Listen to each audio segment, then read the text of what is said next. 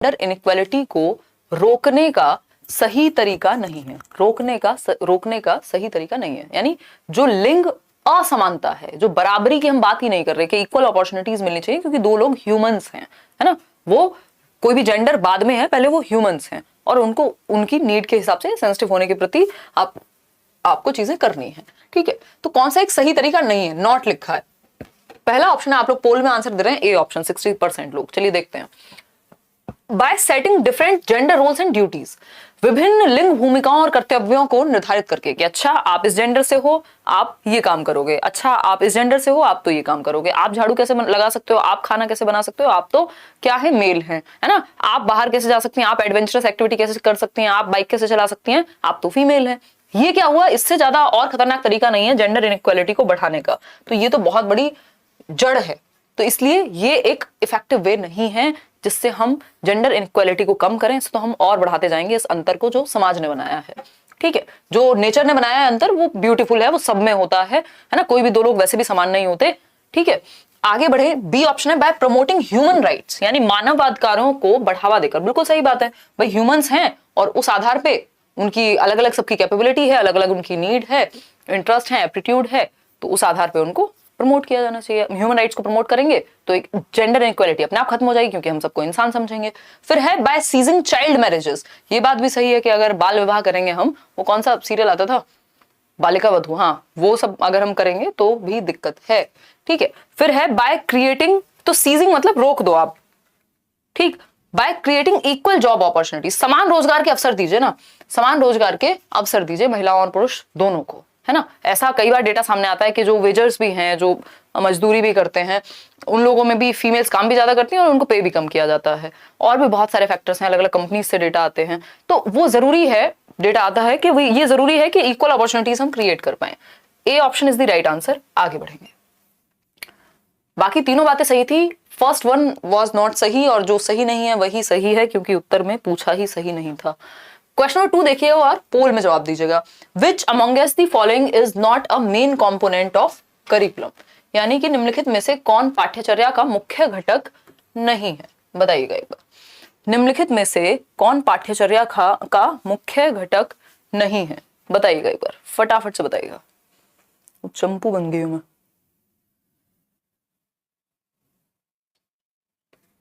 देखिएगा एक बार, 59% लोग कह रहे हैं सी ऑप्शन, सी ऑप्शन। देखिए एक बार, ये कौन है ये व्यक्ति, वीडियो सही नहीं चल रहा है। पांडे जी काम कीजिए, वहां क्वालिटी में जाइए, ऑप्शन इंक्रीज करने का होगा, उसको बढ़ा लीजिए, एचडी में देखिए। तो कौन सा एक कंपोनेंट नहीं है करिकुलम का, पाठ्यचर्या का घटक नहीं है। करिकुलम क्या है, जो भी एक्टिविटीज आपके स्कूल में या जहां पे भी आप पढ़ते हैं, जिस भी संस्थान में, वहां होती हैं, चाहे वो ऑन पेपर्स लिखी हुई हो, बिना पेपर्स हो, पैर रखने से लेके बाहर निकलने तक सारी चीजें करिकुलम का हिस्सा होती हैं। लेकिन कौन सी एक बात करिकुलम का हिस्सा नहीं होगी, सी, यानी 64% लोग कह रहे हैं। चलिए देखते हैं, कंटेंट बिल्कुल क्या पढ़ाया जाना है, सामग्री क्या है, ये तो करिकुलम का हिस्सा है, जिसको हम सिलेबस भी कह देते हैं एक तरह से। ऑब्जेक्टिव्स यानी उद्देश्य क्या है, हम सिखा क्यों रहे हैं, उसका उद्देश्य क्या है, क्या बच्चे सीख जाएं उससे जो हम सिखाना चाह रहे हैं। लर्निंग एक्सपीरियंसेस, जो अनुभव हम प्रदान करेंगे उनको इन एनी फॉर्म, चाहे वो किसी एक्टिविटी के थ्रू हो, क्लासरूम में हो, स्कूल में हो, मतलब ओवरऑल जो एक एक्सपीरियंस प्रोग्राम होगा। ये एक तरह से ट्राइंगल बनता है इन तीन चीजों का। कंटेंट यानी सामग्री, पहले आएंगे ऑब्जेक्टिव्स यानी उद्देश्य क्या है, फिर आपका कंटेंट क्या सिखाया जाना है, जिसको आप एक भाषा में सिलेबस कह देते हैं, और फिर लर्निंग एक्सपीरियंसेस। ये तीनों ही महत्वपूर्ण हैं अगर हम बात करिकुलम की या सीखने की कर रहे हैं। लेकिन रिसर्च जो है वो करिकुलम का हिस्सा नहीं है ना। रिसर्च करिकुलम का हिस्सा नहीं है कि करिकुलम में रिसर्च शामिल ही होगा, नॉट एट ऑल नेसेसरी। आगे बढ़ते हैं, C option is the right answer, सही उत्तर दे रहे हैं आप लोग। क्वेश्चन नंबर 3 देखिए, आप लोगों में बहुत सारी उत्सुकता है कई सवालों को जानने की, वो हम संडे वार्ता में बात करेंगे, डोंट वरी, है ना। आजकल फेक न्यूज ये वो खूब चलता है, वो क्या कर सकते हैं, है ना।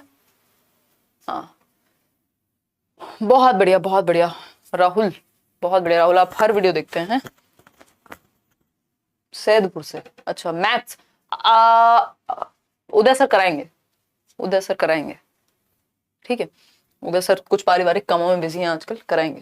क्वेश्चन नंबर 3 देखिए, who gave the following definition of curriculum, यानी किसने पाठ्यचर्या की डेफिनेशन या परिभाषा दी है, जो निम्नलिखित परिभाषा है पाठ्यचर्या की। Curriculum should be conceived as an epitome of the rounded whole of the knowledge and experience of the human race. यानी पाठ्यचर्या की कल्पना मानव जाति के संपूर्ण ज्ञान और अनुभव के एक प्रतीक के रूप में की जानी चाहिए। यानी जो पाठ्यचर्या है, करिकुलम है, उसको एक epitome of the rounded whole of the knowledge and experience के जो करिकुलम है वो इस तरह से हो कि जो ज्ञान है, जो एक्सपीरियंस है, उसका एक प्रतीक बन जाए। इतनी सारी चीजें उसमें इंक्लूडेड होनी चाहिए। उदय सर मस्त पढ़ाते हैं, अरे बहुत बढ़िया यार, सारे टीचर्स बहुत अच्छे हैं। देखिए एक बार फ्रॉबेल की अगर हम बात करें तो Froebel is the right answer, है ना। Froebel is the right answer, क्योंकि ये फैक्चुअल क्वेश्चन है, इसमें कोई क्या ही कर लेगा, है ना। और आज के जो क्वेश्चंस हैं ये इस तरह के क्वेश्चंस हैं जो D++ भी पूछ रहा है आजकल ऑनलाइन एग्जाम्स में। कई लोगों को बुखार है D++ के नाम से, बट आसान क्वेश्चंस भी आते हैं। वो 10-20% क्वेश्चन जैसे ही मुश्किल आते हैं, मुश्किल भी क्या, थोड़ा बहुत इधर उधर ले गए, वो आउट ऑफ द बॉक्स ले गए, तो उसमें ही बाकी लोग उनको अपने अपने कोर्सेज बेचने हैं, तो वो उस चक्कर में ऐसे कहना शुरू कर देंगे कि पता नहीं क्या आ रहा है आजकल, है ना। जबकि वो 10-20% हमेशा ही अलग आएगा, वो एटलीस्ट 5-10% तो होगा ही, जो आपको आपकी जो जितना भी आपने पढ़ा है वहां सब कुछ प्रैक्टिकल नॉलेज लगानी पड़ेगी। चलिए खैर, इस पे हम चर्चा करेंगे। 1-2 दिन में एक ओरिएंटेशन क्लास होगी D++ को लेकर के, जिसपे हम बात करेंगे। देखिए, curriculum development does not include, यानी जो पाठ्यचर्या विकास है इसमें क्या शामिल नहीं है। यानी जब आप करिकुलम डेवलप कर रहे हैं तो इसमें क्या शामिल नहीं होगा। सेलेक्टिंग दी कंटेंट, यानी सामग्री का चयन के क्या सिखाया जाना है, बिल्कुल होना चाहिए, है ना। फिर सिखाएंगे क्या, अगर यही नहीं पता कि सिखाया क्या जाना है, अगर यही नहीं पता कि जाना कहाँ है, तो मैप में लोकेशन कहाँ, क्या डालोगे, कहाँ पहुंचोगे, कहाँ, कहीं भी नहीं, ठीक। तो कंटेंट भी सिलेक्ट करना जरूरी है। ऑर्गेनाइजिंग द लर्निंग एक्सपीरियंसेस, सीखने के अनुभवों को व्यवस्थित करना कि कैसे कैसे किस ईयर में किस मंथ में क्या प्रोग्राम होगा। इस जब बसंत पंचमी आती है तो क्या करते हैं, कुछ और इंडिपेंडेंस डे आएगा तो क्या करेंगे, इस टाइम पे ये वाले एग्जाम्स होंगे, इस टाइम पे ये वाली एक्टिविटी होगी, तो ये भी ऑर्गेनाइजेशन जरूरी है लर्निंग एक्सपीरियंसेस का। राइटिंग रिसर्च पेपर्स, अगेन ये इसका हिस्सा नहीं होंगे, किसका, करिकुलम का। जरूरी नहीं है ना कि हर लेवल पर हर चीज पढ़ते ही पहले हम रिसर्च पेपर भी लिखेंगे, वो तो कुछ % लोग हैं जो बाद में जाकर शोध की तरफ चले जाते हैं, वो एक डिफरेंट चीज हो गई। इवेल्युएटिंग द लर्निंग आउटकम, यानी निकल के क्या आया, जो ये लर्निंग एक्सपीरियंस दिया, कंटेंट दिया, ऑब्जेक्टिव सेट किए, उससे इवेल्युएट जब आपने किया तो निकल के क्या आया, मतलब कि रिजल्ट क्या आया, एक तरह से कितना सीखा बच्चे ने। लर्निंग आउटकम मतलब जो ऑब्जेक्टिव सेट हुए थे उनका रिजल्ट क्या आया, उनसे निकल के क्या आया, ठीक है जी। सेंसरी एंड प्री ऑपरेशनल वाला क्वेश्चन करा दीजिए। मेगा, आपने अच्छा याद दिलाया, ये कौन से सेशन में, एक बार मुझे कमेंट में बता देना। और किसी का एक मॉरल या कुछ ऐसा भी क्वेश्चन था, मैं ये 1-2 आपके दिक्कत वाले क्वेश्चन हैं, इनको 1-2 सेशन में नेक्स्ट करा दूंगी, ठीक है। C option is the right answer. आगे बढ़ेंगे, question number 5, identify which one of the following is not a type of curriculum, यानी पहचाने की निम्नलिखित में से कौन पाठ्यचर्या का एक प्रकार नहीं है। बहुत ही प्यारा क्वेश्चन है, इससे आपको कई चीजें जानने को मिलेंगी कि कौन सा एक not a type of curriculum, यानी पाठ्यचर्या का प्रकार नहीं है। देखो सिलेबस क्या है, जस्ट एक हिस्सा है किसका, करिकुलम का, है ना। पाठ्यचर्या का हिस्सा है क्या, पाठ्यक्रम, ये है करिकुलम, जो कि एक बड़ा सर्कल है। तो करिकुलम में ऑलमोस्ट सारी एक्टिविटीज, चाहे वो लर्निंग ऑब्जेक्टिव्स हो, एक्सपीरियंस हो, चाहे वो जो भी आपके बेसिकली जितनी भी चीजें हैं जो हम 3 वो कंटेंट हो, ठीक है। सिलेबस जस्ट एक हिस्सा है, तो ये हम ध्यान रखेंगे। और करिकुलम में ऑलमोस्ट हर एक एक्टिविटी आपकी शामिल हो जाएगी जो भी बच्चा स्कूल में आकर के करेगा। ए ऑप्शन कह रहे हैं 55% लोग। चलिए देखते हैं कि कौन सा एक टाइप नहीं है करिकुलम का। जो ए ऑप्शन कह रहे हैं आप लोग 53% लोग, मैं देख लेती हूँ 55% लोग, वो बिल्कुल गलत जवाब दे रहे हैं। यहाँ पे सही जवाब सिर्फ और सिर्फ 6% लोग दे पा रहे हैं। कई लोग डी भी दे रहे हैं। हिडन करिकुलम कितनी बार डिस्कस किया है यार, कहाँ रहते हो, बैच में पढ़ते हो, इंटरनेट पर यहाँ प्लेलिस्ट भी देखी होगी ना अगर ठीक से, इसका मतलब आप प्लेलिस्ट भी नहीं देखते हो, सीधा क्वेश्चन पे टूट पड़े हो, हैं। ऐसे मत करो यार, हैं, ऐसी बातें मत करो। मैं ये लिख लेती हूँ, हिडन करिकुलम करा दूंगी मैं आपको अलग से, डोंट वरी। फोन कहाँ है मेरा, पेन ही नहीं चल रहा है आजकल, फोन में लिखना पड़ रहा है, देख रहे हो। बिल्कुल गलत जवाब, महा गलत जवाब आप लोगों ने आज बिल्कुल क्या कहें, आम भाषा में नाक कटा दी है। क्या हिडन करिकुलम, ओके फाइन, आएंगी वीडियोस। ओह गॉड सॉरी।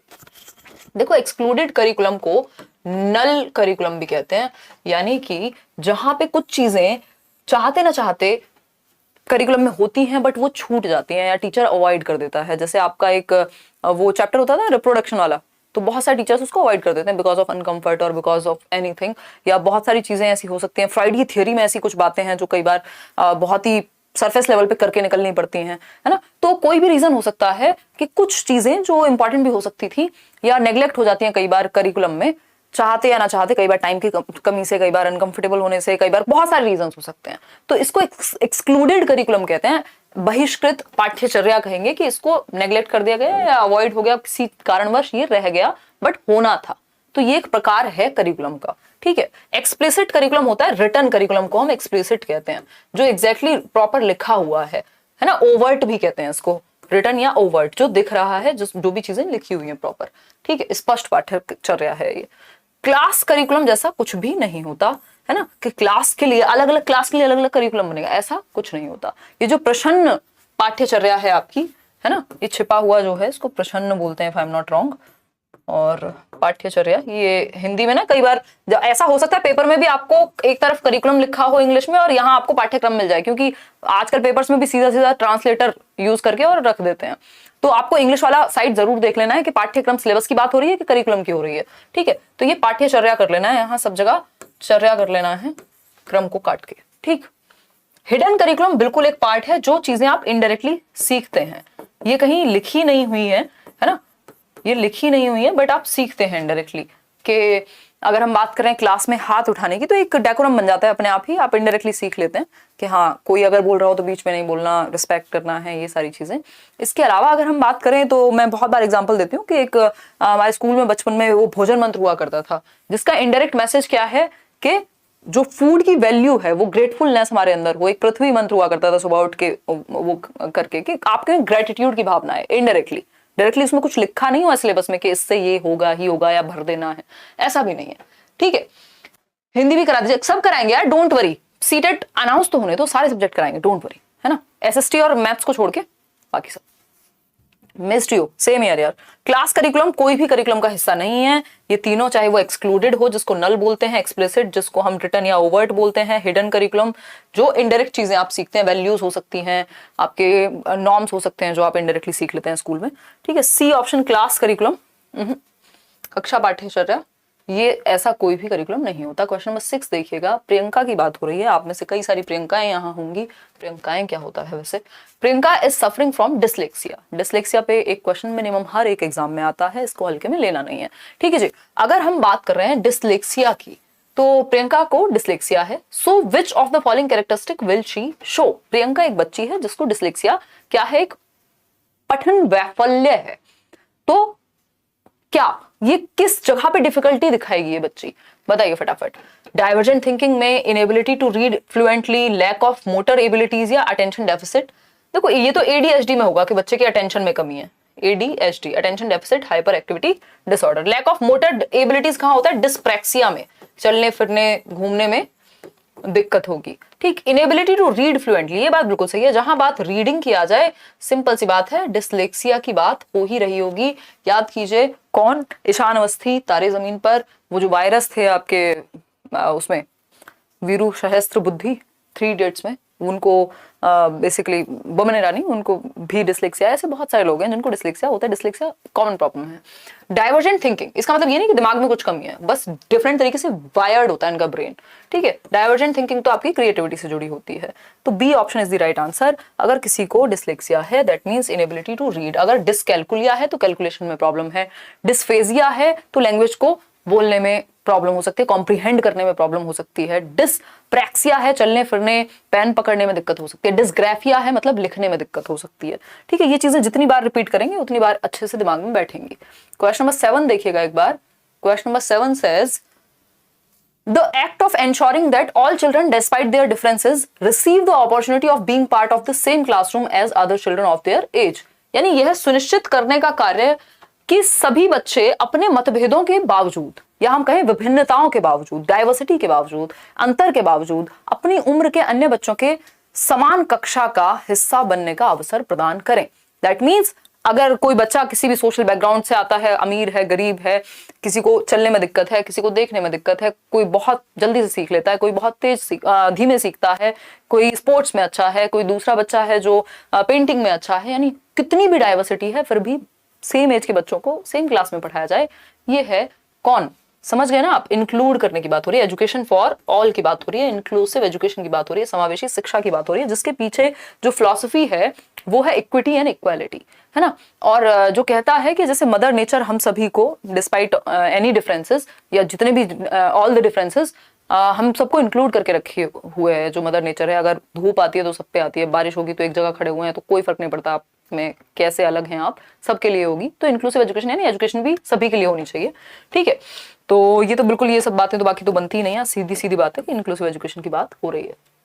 क्वेश्चन नंबर 8 देखिएगा एक बार, Which amongst the following article provides the provision for early childhood care and education to children below the age of 6 years? यानी 6 साल से छोटे बच्चों के लिए कौन सा एक आर्टिकल है, अनुच्छेद है हमारे संविधान में जो प्रोविजन देता है अर्ली चाइल्डहुड केयर एजुकेशन का, यानी ECCE।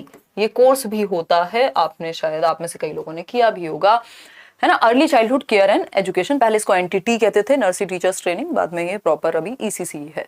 यानी 6 साल से छोटा बच्चा, भाई 6 साल का बच्चा पहली कक्षा में जाएगा, तो उससे छोटा जो भी बच्चा है वो क्या है, ECCE का पार्ट है ना। Early childhood care and education का पार्ट है। अभी NEP इसको चेंज कर देगी उन्होंने, जो उनकी पूरा 4 स्टेजेस का, 4 चरण का जो उनकी शिक्षा है, NEP पे भी क्वेश्चन जल्दी ही करेंगे, ठीक है।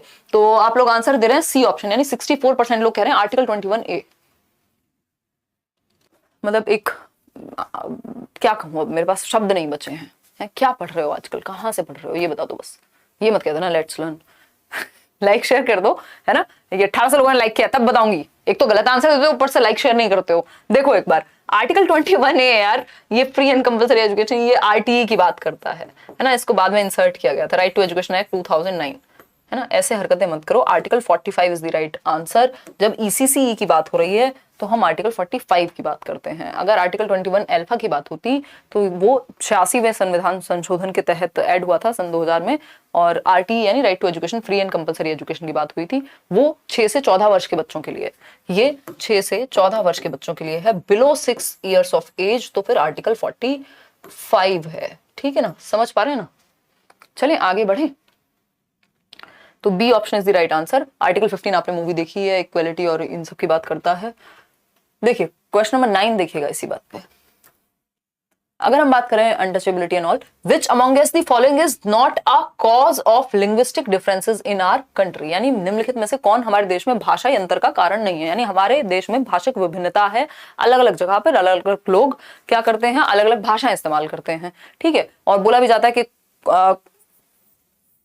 कोस कोस पे पानी बदले 3 कोस पे वाणी, ऐसा कुछ है। मतलब बहुत जल्दी से हमारे यहाँ डाइवर्सिटी है लैंग्वेज को लेकर के, ठीक है। आपका इंस्टा पर मैं क्वेश्चन सेंड कर दूंगी, प्लीज देख लीजिएगा। मेघा मैं बिल्कुल भी प्रॉमिस नहीं करूंगी, इतने मैसेजेस, इतने इनबॉक्सेस आते हैं और मैं नहीं देख पाती हूँ, है ना। चाह के भी नहीं देख सकती हूँ, इसलिए मैं बहुत रेयर ही कभी देखती हूँ। बट संडे वार्ता में या मेल में कोशिश करते हैं कि देख पाए, या आप करियर टीम को भी संपर्क कर सकते हैं, कोई अगर बहुत इंपॉर्टेंट बात है तो। आप बहुत अच्छा एक्सप्लेन करते हो। अरे बस आप लोग को देख के हो जाता है। देखो एक बार,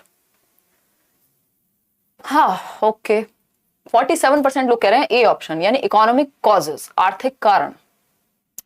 अच्छा, अगर आप एक बहुत ही फ्लुएंट इंग्लिश बोल रहे हैं या एक प्रॉपर शुद्ध भाषा का प्रयोग कर रहे हैं, एलीट लैंग्वेज यूज कर रहे हैं, क्या इसमें आर्थिक कारण मौजूद नहीं है? जिन्हें मौका ही नहीं मिला कभी, जो अफोर्ड ही नहीं कर पाए, वो कहां से ब्रिटिश एक्सेंट में बात करेंगे? देखिए छोटे शहरों में जाकर के कितने संस्थान अवेलेबल हैं जो ठीक से सिखा पाए, है ना। तो इकोनॉमिक कॉज तो बिल्कुल है, जिसकी वजह से विभिन्नता है ना। अगर सबका इकोनॉमिक स्टेटस सेम हो तो हम कह सकते हैं कि बहुत हद तक सबको सेम अपॉर्चुनिटीज मिल जाएंगी, ठीक है। 4 कोर्स में वाणी, अच्छा मुझे 3 कोर्स याद था दीक्षा, सॉरी। मॉरल कॉजेस यानी नैतिक, सही गलत, भाषा कौन सी सही है कौन सी गलत है, ये है वो है। मॉरल कॉज नहीं होता लैंग्वेज का, ये बात आप ध्यान रखिएगा। ये कोई भी रीजन नहीं है लैंग्वेज डाइवर्सिटी के होने का।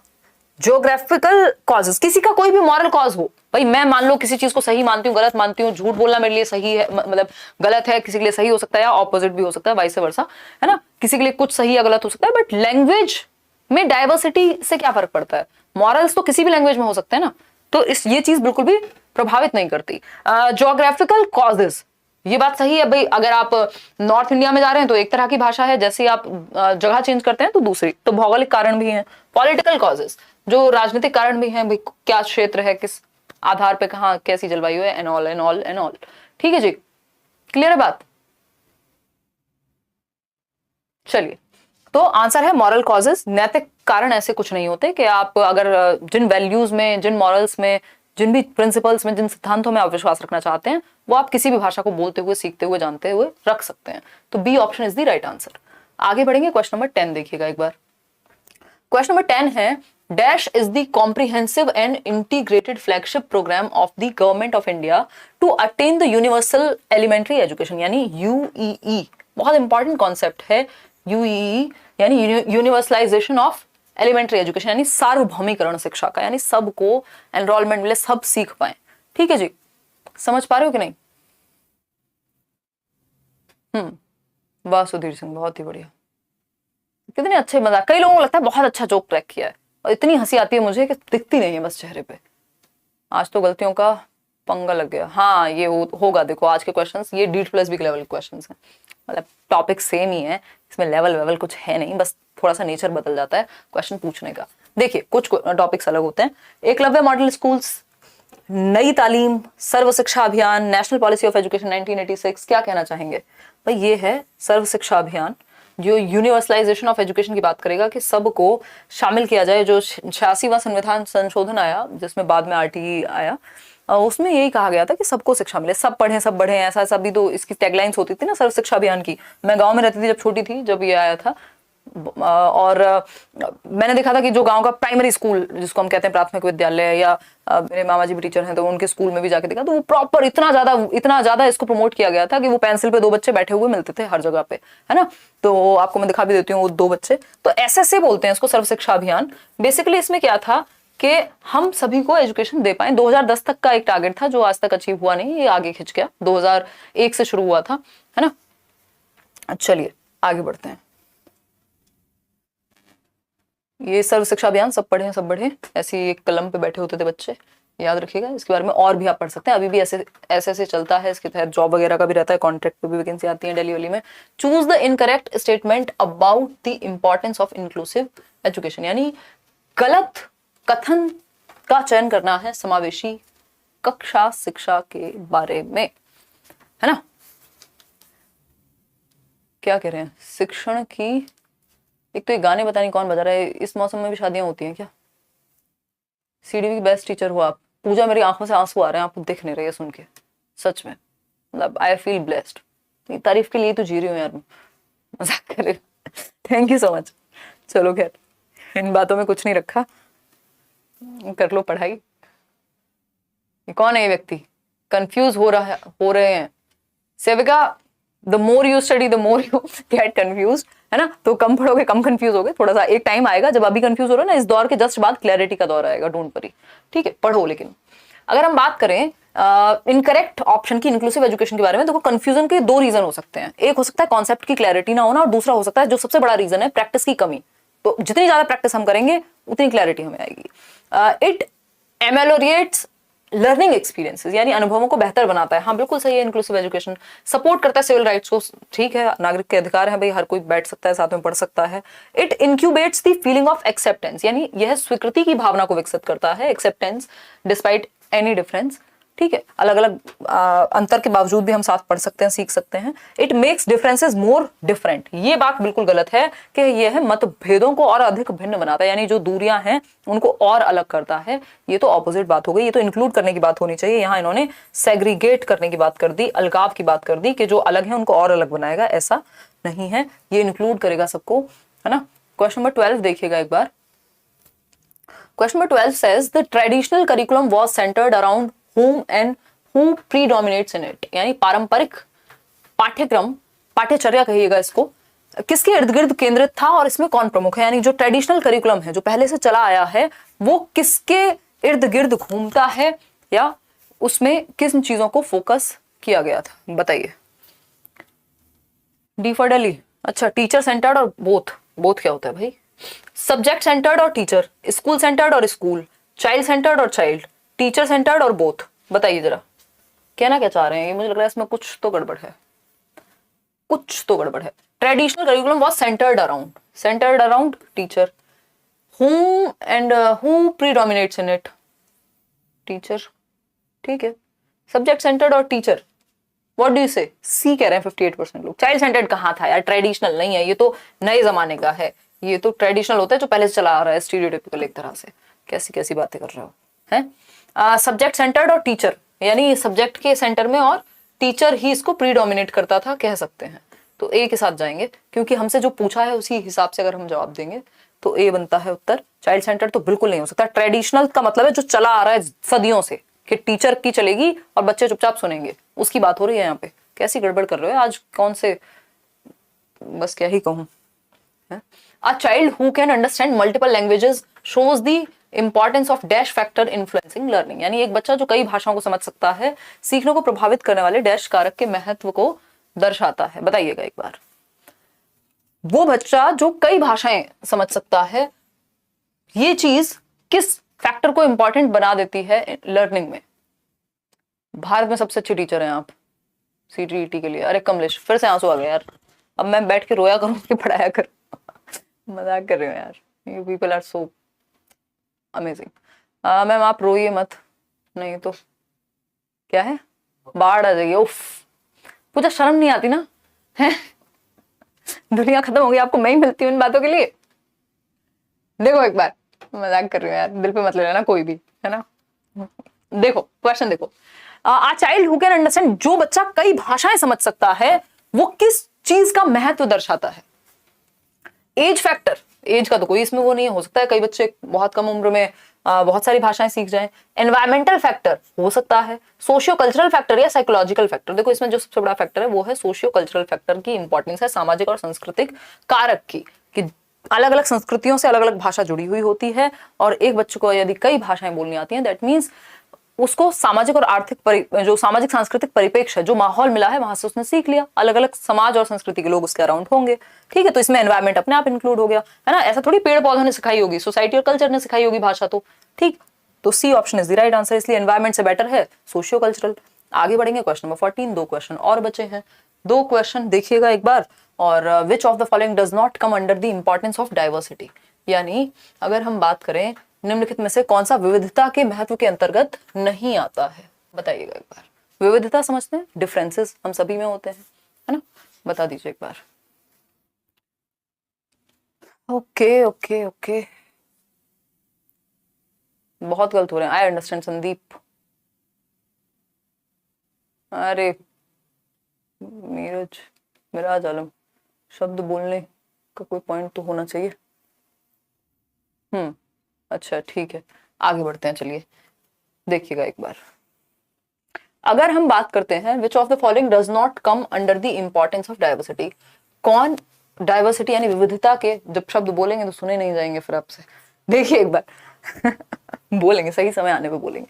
देखिए एक बार, अगर हम बात करें कौन सी एक बात महत्व रखती है, किसी इंस्टीट्यूट के बारे में बात करें, देखो इधर आ जाओ, फालतू फालतू कंट्रोवर्सी चाहिए है, मजा। देखो पढ़ लो, कौन से, अगर हम बात करें डाइवर्सिटी का महत्व कौन नहीं दर्शाता है, नॉट लिखा है। It creates emotional dissonance among people, यानी यह असामंजस्य स्थापित कर देता है, संवेगात्मक रूप से एक तरह से माल एडजस्टमेंट क्रिएट करेगा। नहीं, ऐसा नहीं, डाइवर्सिटी तो बेहतर करना चाहिए। It helps people to share their experiences, हाँ सही बात है। It promotes a sense of unity, सही है। It helps to empathise with the people, देखो तीनों बातें सही हैं, बस एक ही गलत है और वही सही है, क्योंकि हमसे पूछा है कि does not come under the importance of diversity, कि ये इमोशनल डिसोनेंस क्रिएट करे, ये एक मतभेद क्रिएट करे, सामवेगिक रूप से आपको परेशान करे, ये नहीं होना चाहिए। ठीक है जी, इतनी बात क्लियर है कि नहीं, ये बता दीजिए। हाँ, पेडागोजी को लेकर काफी चिंतित हो, अगले महीने पेडागोजी स्पेशल ज्वाइन करो, या फिर प्लेलिस्ट से सारे सेशंस देखो तसल्ली से बैठ के, दोनों में से कुछ भी कर लोगे तो नहीं रहोगे चिंतित। क्वेश्चन नंबर 15 देखिए, PIED stands for, PIED stands for, बता दीजिए। भगवान की दुआ से और आप लोगों के प्यार से आजकल बहुत ही अमेजिंग मूड में हूँ, चीजें अभी बताऊं। अरे संडे वार्ता भी तो है, अभी 11 बजे बात ही तो करेंगे। देखो एक बार, project implement education for the disabled, project integrated education, project integrated education for the disabled, project integrated education for the disabilities. PIED stands for project integrated education for the disabled, ठीक है। यानी दिव्यांग लिखिएगा इसको, ये विकलांग सही शब्द नहीं है। दिव्यांगों के लिए परियोजना एकीकृत शिक्षा। 1987 में एक चीज आई थी IEDC, integrated education for disabled children. ये एक्ट है IEDC एक्ट, जो इंटीग्रेट करने की बात करता है, जो भी दिव्यांग हैं उनके लिए बेहतर एजुकेशन की बात करता है, उनको इंक्लूड करने की बात करता है। तो इसी के साथ एक और MHRD ने ये प्रोग्राम चलाया था जिसको project integrated education for the disabled कहते हैं, यानी जो डिसेबल्ड बच्चे हैं उनको इंटीग्रेट किया जाए, है ना। अभी कल परसों हम लोग मूवी देखने गए थे, तो एक आंटी थी जो व्हील चेयर पे थी, तो सपोर्ट कर रहे हैं हम एक तरह से हमारे जो एम था वो RPWD एक्ट में कि हम डिसेबल्ड फ्रेंडली एनवायरनमेंट क्रिएट कर रहे हैं पब्लिक प्लेसेस पे, चाहे वो मेट्रो हो, चाहे वो सिनेमा हॉल्स हो, चाहे वो कहीं और इस तरह की जगहें हो, ठीक है। तो ये जरूरी है कि हम इंटीग्रेट करें उन लोगों को जिनको कोई भी डिसेबिलिटी है। क्वेश्चन, वो भी समाज का ही हिस्सा है। क्वेश्चन नंबर 16 देखिएगा, और उसको डिसेबिलिटी की तरह लेने की बजाय एक डिफरेंस की तरह लें जो हम सभी में पाया जाता है, हम सभी में अंतर होते हैं, है ना। कोई आपके घर में भी 2 बहन भाई होंगे तो किसी का मूड जल्दी खराब हो जाता होगा, किसी का किसी चीज से कोई परेशान होता होगा, कोई ज्यादा मजाक उड़ाता होगा, कोई ज्यादा सीरियस रहता होगा। तो उसी तरह से ये भी एक अंतर की तरह है डिसेबिलिटी भी, ठीक है। क्वेश्चन नंबर 16 देखिए, socio cultural factors can influence a child learning in dash ways, यानी सामाजिक सांस्कृतिक कारक बच्चे के सीखने को डैश तरीके से प्रभावित कर सकते हैं। Both ways, negative as well as positive, negative ways, positive ways, only positive. देखो, सामाजिक और सांस्कृतिक यानी जिस समाज संस्कृति में बच्चा आया है, कोई भी कारक हो, हमेशा याद रखिएगा, कोई भी ऐसा कारक है ना, जब भी इन्फ्लुएंस करने की बात आती है, जब भी प्रभावित करने की बात आती है, तो प्रभाव नेगेटिव भी हो सकता है और प्रभाव पॉजिटिव भी हो सकता है ना। इट डिपेंड्स कि क्या अप्रोच रही है, आपने किस चीज को परसीव किया है, कैसे आपने उस चीज को इंप्लीमेंट किया है, बहुत सारी चीजें। बोला जाता है ना कि आप गन का इस्तेमाल किसी की जान बचाने के लिए भी कर सकते हो और जान लेने के लिए भी कर सकते हो, तो ये टूल की तरह है एक तरह से, अगर फैक्टर्स की हम बात करें तो समाज और संस्कृति जो है both ways can impact a person, चाहे वो negative as well as positive, दोनों तरह से, नकारात्मक और सकारात्मक दोनों ही तरह से। कुछ चीजें जो कुरीतियां हैं या कुछ भी नेगेटिव्स अगर आपने गलत तरीके से अडेप्ट किए हैं तो वो आपके लिए नुकसानदायक हैं, अगर सही तरीके से किए हैं तो वो बेहतर हैं। तो आउट ऑफ 16 आपके कितने क्वेश्चंस ठीक हुए ये आप बताएंगे।